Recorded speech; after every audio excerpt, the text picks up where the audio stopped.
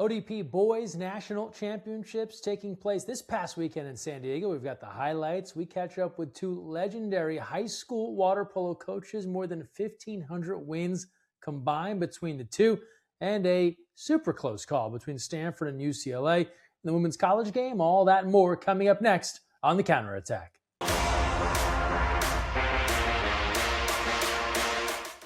Hi everyone, Greg Mescall here. Thanks for joining us on The Counterattack right here on USA Water Polo and on Overnght. Another jam-packed show. Let's start with ODP, the Boys National Championship, taking place down in San Diego from Chula Vista all the way to Coronado and spots in between. Some of the best athletes from around the country competing in those three different divisions, youth, cadet, and development. Let's take a look back at some of the big results. Our friends at Game On Live Studio were there all weekend long streaming. You can watch all the games on demand from goals. But in the meantime, take a look at some of the big results, and then also let's dive into some sights and sounds from the weekend.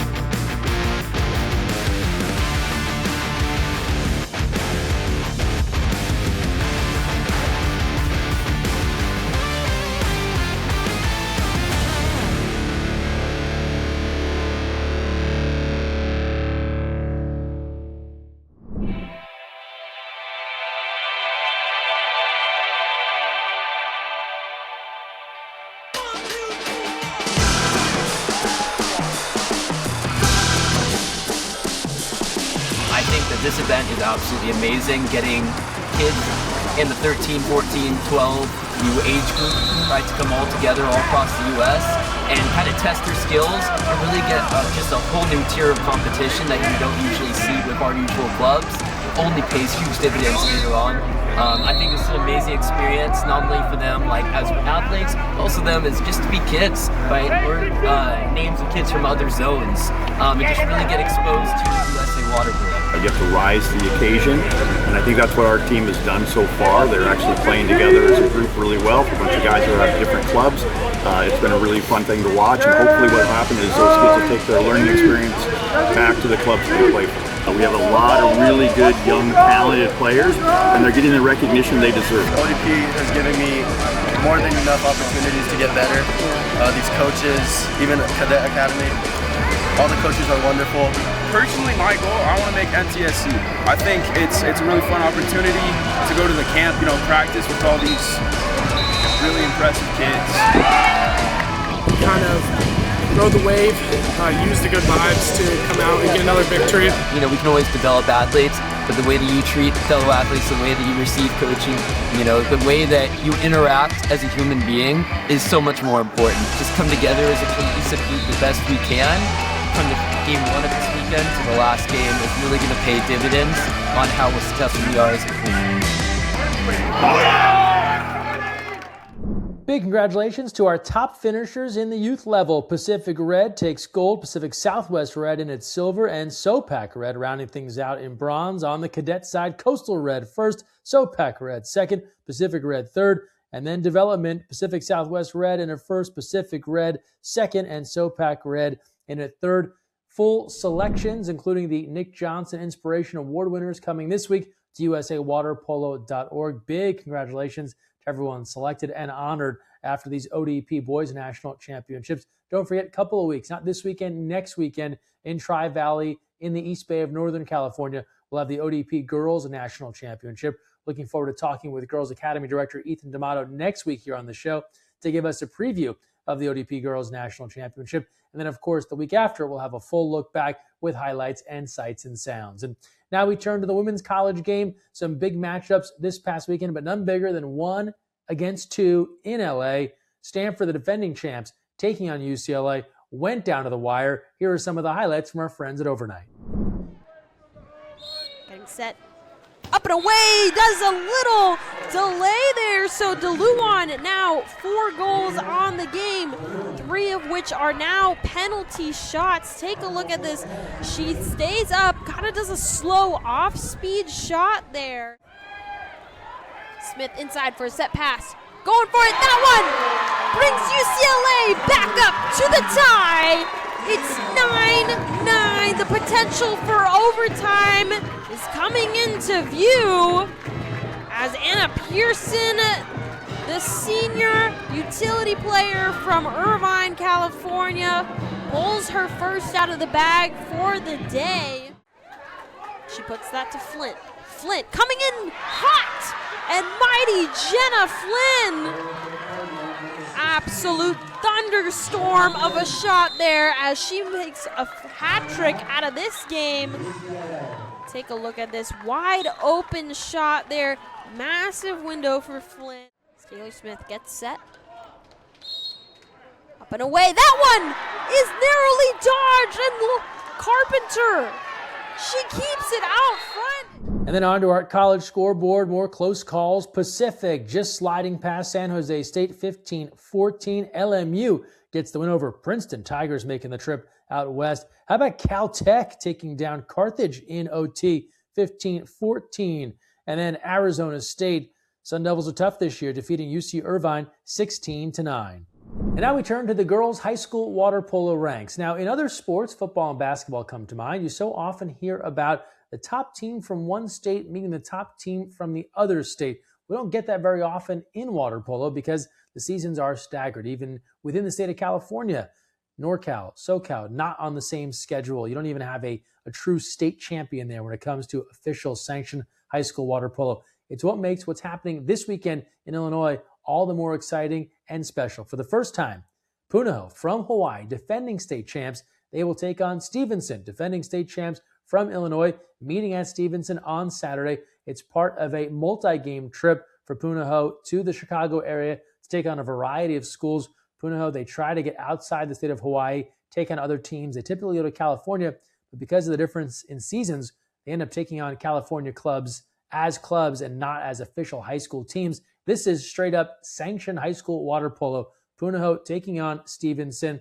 We'll have highlights and results next week here on the show of that big matchup, these two meeting for the first time ever. But before the game, wanted to talk with their head coaches, and it's a couple of legends. You've got Punahou, Ken Smith, led the boys program, now the girls program for a number of years, double-digit state championships, recent inductee into the USA Water Polo Hall of Fame.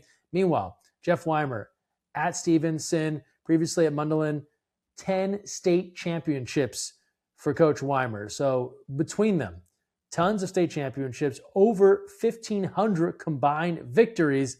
And we got the chance to get a couple old friends together here on the Counterattack this week to talk about how this series came together, share some of their great moments through the years. And for guys that have won so many state titles, they also give some good feedback. What is it that makes a great player on a team that's going to be successful? So check out this conversation. All right, our latest big conversation here on the Counterattack. This is a fun one. We have a couple of high school water polo legends here ahead of a big game in the Chicago area this weekend. 1,500 wins at least combined between these two guys. Ken Smith from Punahou, Jeff Wimer from Stevenson. Thanks so much for being here. Thank you for having us. Yes, thank you. Hey, so exciting stuff here. As far as we can tell, unprecedented here. You hear about this all the time in I think high school football, basketball. Hey, what would it be like if one of the best teams from state X took on the best team from state Y? And we don't really get that very often in water polo, but we're going to get it this weekend here. Defending state champs squaring off. Hawaii, Ken Smith, Illinois, Jeff Wimer. Jeff, I'll start with you as the host. Tell me, how did this come about? It all started back in August when Kyle Utsumi reached out to me. We're old friends, and the subject came up, and we were like, let's make it happen. And Ken, tell me from your perspective, you have a bit of a flight ahead of you here to go from Honolulu all the way to Chicago. What was the response on your end when Kyle said, hey, what if we go out to the Midwest to play some water polo? Yeah, we just have been looking for different places to go because we've been to California about 1 million times. So with the idea of going to the Midwest was just really, really exciting for us. And we've heard about Jeff and everything they've done there in that area. What a great place to go. So, our school got behind it, and the players are so excited. So it's going to be a great trip. Now, I suspect there's maybe some crossover here. These athletes might see each other at a Junior Olympics, or maybe if they're part of ODP, but to have their teams square off is going to be something a bit different. Jeff, what's the excitement level on your side to play someone from so far away? Well, our girls are pretty accustomed. We always have an interstate competition every year with us in Michigan. But to have a team coming from Hawaii, I mean, and the top team, that's absolutely incredible. The girls are so excited. I'm sure the Punahou girls. I think it's just going to be a ton of fun. The kids they're ecstatic about it. And then, Ken, talking about your group, and Jeff, similar question for you, but as this takes place during your season, what kind of preparation do you think this will be? You both have obviously championship aspirations.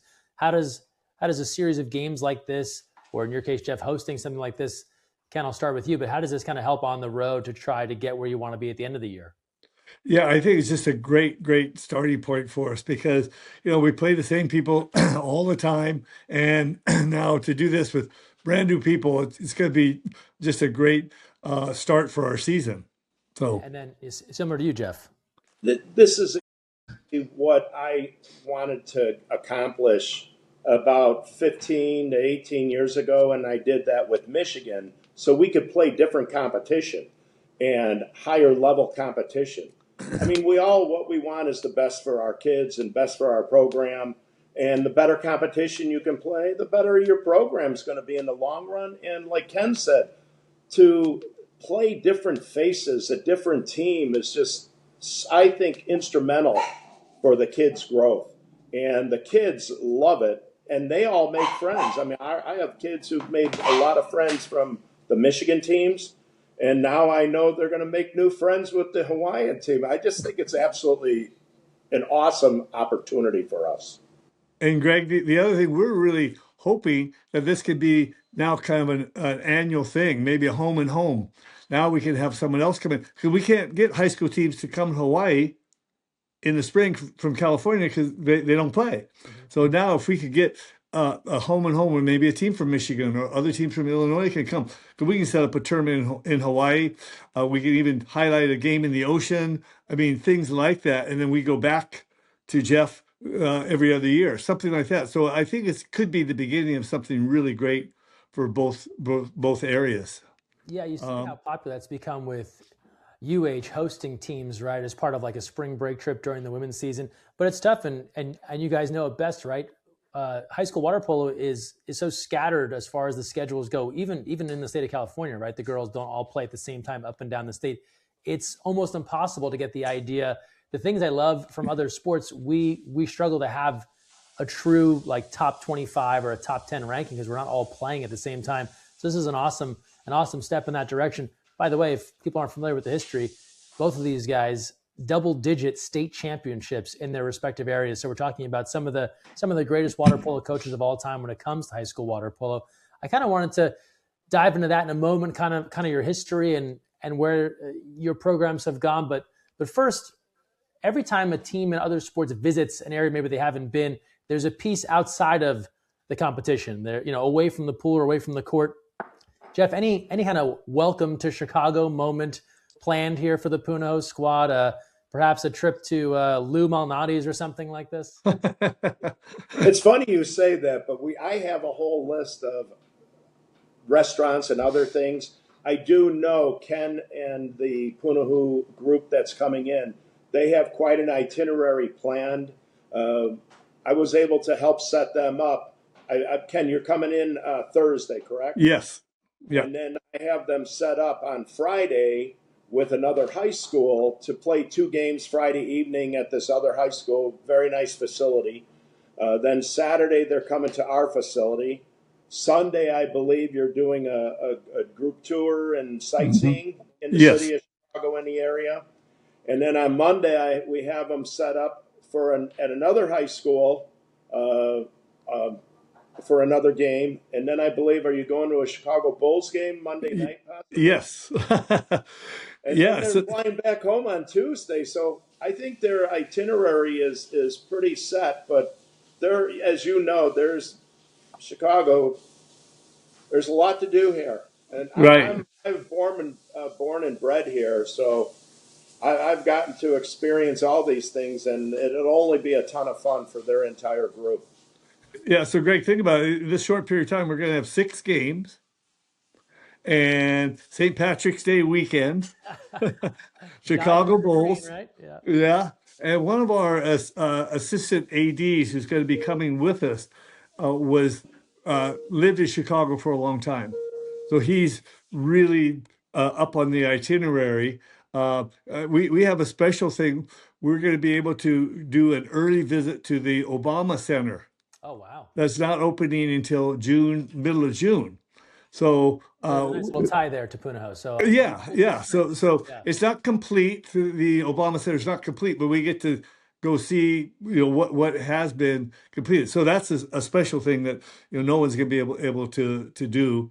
And then on top of that, like Jeff said, there's just so much to do. We can't pack it all in. And this guy knows the deep dish pizza place. He knows the hot dog place. He knows a lot of those. But we'll definitely pick Jeff's brain to see. We'll show him exactly what we look like, and he might give us something else in terms of how close we are to wherever. So it's lucky we got the guy who's been there. And then again, Jeff will be a great help too. And I was just pulling the weather up on my phone here. Looks like you might catch a break here. Only low 30s this weekend, so I think it'll be okay. Yeah, there we go. Our weather at this time is absolutely unpredictable, crazy. Yesterday it was 70 and absolutely beautiful today. Wow. Today it's in the mid 40s and overcast. All I can say is God bless us, and hopefully, we have some decent weather for you, but I can guarantee you it's nothing like your Hawaiian weather. But, in some way, that's why I'm really looking forward to this too, is just to show the girls, hey, every place isn't like Hawaii weather-wise. And what a great experience that they're going to remember. If it's icy, if it's cold, if it's snow, whatever. And all those kinds of things go kind of beyond the water polo part of it. The overall experience is something they're never going to forget. Now, the other question I have is, Jeff, have you been coaching up Ken on how to yell louder at an indoor pool? Because he's been at all these outside pools, and now the commotion in those pools is wild. Well, as you know, all the pools in this area, I would say 99.9% of our pools are all indoors. We have a real nice facility here for a high school facility. We have a 50-meter pool. We play a full 25-meter course. It's our pool. I'm looking right out on it right now. It's almost like a big barn style type of building. You'll like it. There's a nice area for warming up. Mm-hmm. We, for several years, for 28 years, had hosted the state championship here. Mm. So it's a good facility for it. But that'll be cool for your girls, Ken, right? They probably have never played indoors, I'd guess. That's a really good question. I don't think very many have. So yeah, that'll be something totally different for them. I told Jeff I did come to Chicago years ago about water polo because Greg, I was a coach on the old sports festival Oh, sure. era. And I think I was the Midwest coach, I guess. And so we had to go to Chicago for a tryout. And so I took Hawaii kids there that were trying out. And then I don't know where we were, Jeff. I remember it's a great pool, but it was in the old godfather of Chicago water polo, Frank Mulcrone Mulcrone. days. Mulcrone. And his son was a really good player. Went on to play someplace in college. I don't remember where he played in California. Anyway, he was selected for the team. So that was my last water polo experience in Chicago.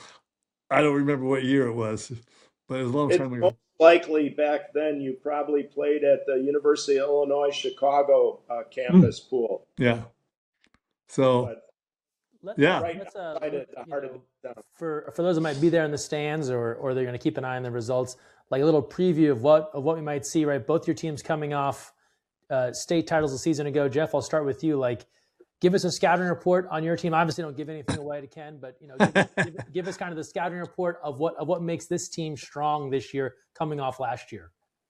It's all good, and for Ken and I being around as long as we have been, it's all good. I graduated 2 seniors from last year's team, so I return a pretty solid core, and I have a lot of other some very prospective young athletes coming in right now. Some freshmen and sophomores that are. It's going to be interesting to see how they do in the future. So, but as far as returning from last year, I have a pretty solid core from last year returning. They're a pretty experienced group. Only time tells, right? Yep. And then Ken, give us the breakdown on your squad.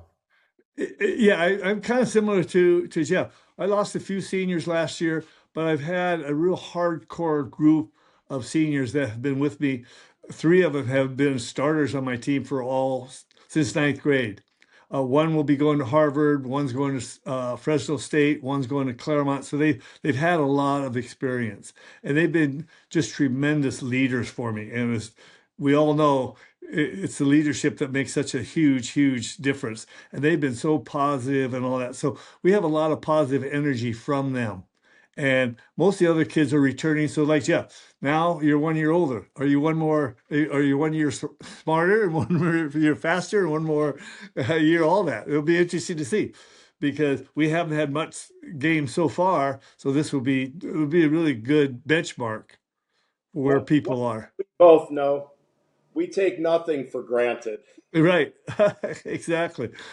So, we're in this kind of season when you talk about club water polo outside of high school, big time for ODP and athletes trying to get better. And we've been talking with a lot of those coaches about, hey, what are you looking for in a kid that is aspiring to get better, or one that's going to make their team better? And you two have coached so many different teams. Jeff, I'll start with you. You think back of the great teams you've had, the great players you've had. Is there kind of like a consistent thing that kind of comes to mind when you think about the players that really made a good impact, a positive impact on your teams? Absolutely.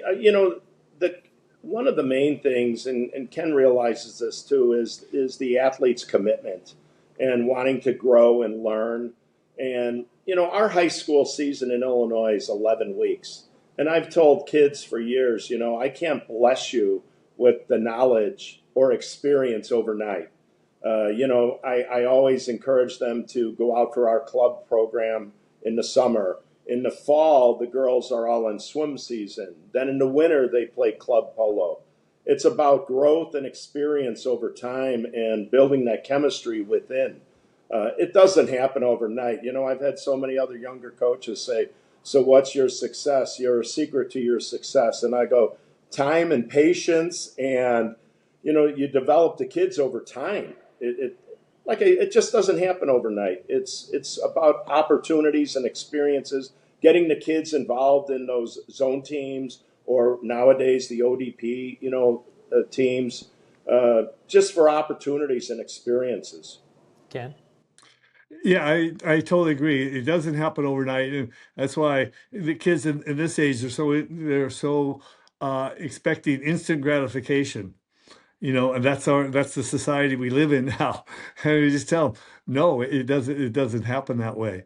And you just got to look at these 3 seniors in particular. How do they get to this point? And it was just a little bit of improvement over a long period of time. And we emphasize a lot about mind, body, and spirit. You need all three to be successful.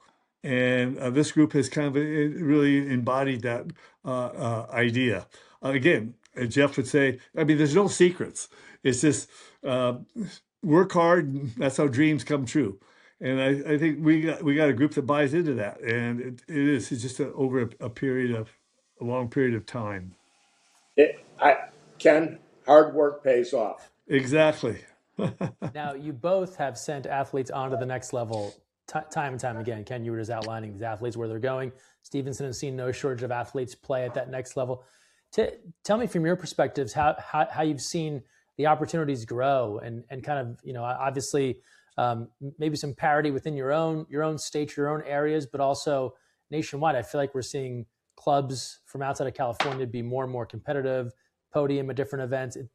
There's still work to be done, right? But there seems like there's more and more opportunity throughout the country than ever before. Yeah, I think for on the girls' side, I think I think the only thing that's changed for us a little bit, it's going to get a little bit harder to maybe put kids in the top four with the UCLA, the Stanford, the Cal, the UCLA. They seem to have separated themselves a lot, but. On top of that, there's so many other opportunities. I have two kids right now at Villanova. They love Villanova. And then again, I got one girl who's plays for Connecticut College. Sure. She didn't even go there to play water polo, but loves it at Connecticut College. They're coming to Hawaii right after we get back. So there's places like that. I got one girl at Claremont, another girl at Pomona, one girl at LMU, and another at Cal Lutheran. I mean, Division III schools. Division I school. So there are some of those Division III schools are great schools. I mean, Claremont and Pomona, they're the reigning Division III champions. And in fact, Jeff, there's a girl from Illinois or from Chicago. I think I'm not sure exactly where she plays with a former player of mine at Chapman. And this girl I have at Chapman said, "Oh, you got to tell us where you're going in Chicago because so and so on our team." So they're all over the place, and those. And I think a girl at Bucknell. I'm not even sure what Bucknell water polo is all about, but she's there. Pennsylvania. Yeah. Lewisburg, a little bit different than Waikiki. Yeah. Yes. Yeah. Very similar. We have girls throughout all over the country, and one of the main things I always stress to the girls and the families, the very first thing I ask them is, what do you want to study? What do you want to go into? That there's a much bigger world out there. But at the same time, I love hearing and seeing that they're playing collegiately. And both of us have seen girls' growth exponentially. When I started a girls' team, when I first started coaching high school girls back in 1990 at Mundelein High School, back then, we were the 11th girls team in the state here. Wow. By 2002, I helped organize and form the group to get our sport sponsored and backed by the Illinois High School Association. We're now at 84 high school teams in Illinois area, mostly the Chicago area. I mean, that's huge growth. Tremendous. At that time, we were already from 90 to 02, we were at 60 plus teams already. So the growth was happening. And there's kids, like we said, the two girls that I had starters last year, they're both at Oxy right now this year playing. And I've had a lot of girls all over. I'm at different schools, but you're absolutely right. As far as that top four, it's very tough to crack. But to me, I think what's really rewarding from our perspective is seeing the kids grow and develop and having those other opportunities, whether it's D3 or D2 or whatever. And a lot of them, some of them do have the opportunity in D1 schools. Right. So it's just fun and good to see that. Right. We're talking here with Jeff Wimer and Ken Smith, a couple of high school water polo coaching legends ahead of a big showdown in Illinois this weekend. First time ever, Punahou making the trip out to Chicago to take on Stevenson. Guys, I appreciate the time here. One more before we go. And you might get this question from friends, family. You've won all the things there is to win. What is it about this coaching water polo that keeps you in the game, keeps you going when you have all the accolades one might pursue? Jeff, I'll start with you. You know, right from our hearts, it's our passion and desire and love for this sport. And that's why I'm still involved in it. I've been married 47 years, and my wife every day, still to this day, says to me, "What time you heading to the pool today?" You know what? We have this passion and desire and love the sport. Yeah, I think from my point of view, I think it's basically the same thing. We have a great alumni base that we see so much growth post-college. Like when we go to Chicago, there will be a player that's going to come to our game. She played for me, played at UCSD, and now she's an ER doctor in Chicago. And so we get those kind of people that come and support. So I think it's just the same thing. It's the passion, it's the relationships you develop with these kids after they leave your program. And I think that's one thing that just keeps me going. And yeah, it's still fun. I still have fun. So as long as they do that, I'm going to keep going. Yeah. Have the losses got any easier? You guys still take those to heart? Oh God, they suck. I hate them. No one likes to lose. No. Well, you've done a lot more winning. Guys, I really appreciate taking the time. This is going to be an awesome weekend of water polo. Jeff, so cool that you're hosting. Ken, so cool that you're taking the team out there. And we'll be sure to share some results next week right here on the show. Thanks to you both, and safe travels. All right, thank you.